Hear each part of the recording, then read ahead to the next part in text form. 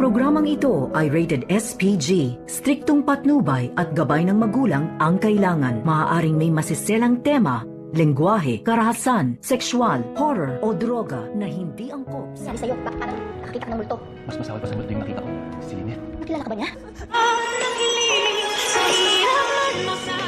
Narito na nga ang ating pakaabangan ngayong Sabado sa Abot Kamay na Pangarap. Hindi nga inaasahan ang mulingang pagkikita dito ni Lynette at ni Dax kung saan ito ang nangloob sa bahay ni Doc Carlos Benitez. Dahil sa sinamahan nga ni Lynette itong si Josa na dalawin ang puntod ni Cromwell. At dito naman, nagdesisyon itong si Josa na mag-CR daw muna siya dahil ihi na nga ito. At dito nga nagkabanggaan itong si Lynette at itong si Dax. At dali-dali naman na nag-flashback sa isip dito ni Lynette ang mukha ng lalaking iyon. At dito rin na dali-daling umalis itong si Dax bago pa makatawag ng pulis itong si Lynette. At dito nga na tinanong ni Nerissa itong si Dax na ano daw ang nangyari dito, na parang nakakita daw ito ng multo.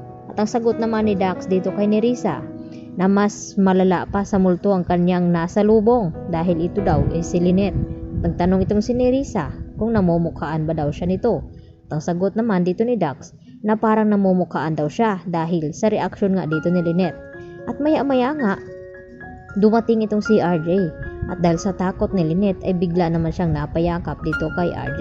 Samantala, binigyan naman ng bulaklak itong si Giselle, itong si Justin, at winelcome siya dito sa bago niyang opisina. Subalit ay tila hindi nagustuhan ni Justin ang ibinigay na bulaklak at tinapon niya ito.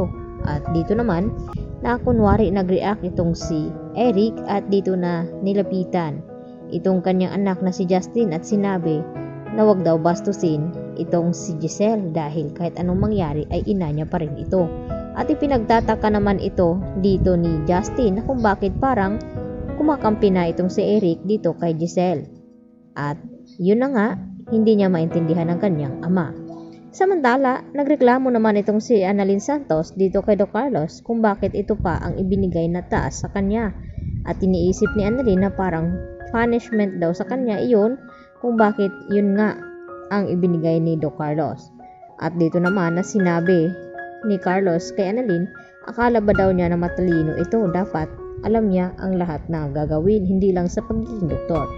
At dito naman na malakas na sinabi at matapang na sinabi ni Annalyn na challenge accepted at gagawin niya ang lahat. At tila nagiging maayos naman dahil sa nagkasundo itong si Aling Pokwang at ito nga si Annalyn. At dito nga narinig ni Aling Pokwang na may kausap sa cellphone itong si Annalyn at nalungkot nga ito tungkol nga sa kanyang lolo Pepe. At dito nag-uusap ang dalawa kung ano din ang mga pinagdaanan dito ni Aling Pokwang at nagkaintindihan nga ito.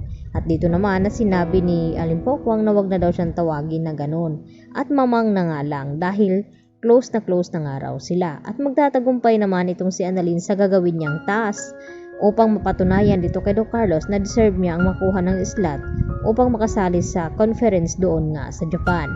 Kaya yan naman ang ating pakatutukan bukas mga ka-idol, lalo na itong nalalapit na makikilala na nga nila kung sino ang mga kasabwat dito ni Moira sa nangyaring ang pangluloob dito sa bahay ni Carlos at sa nangyaring aksidente dito kay Don Pepe.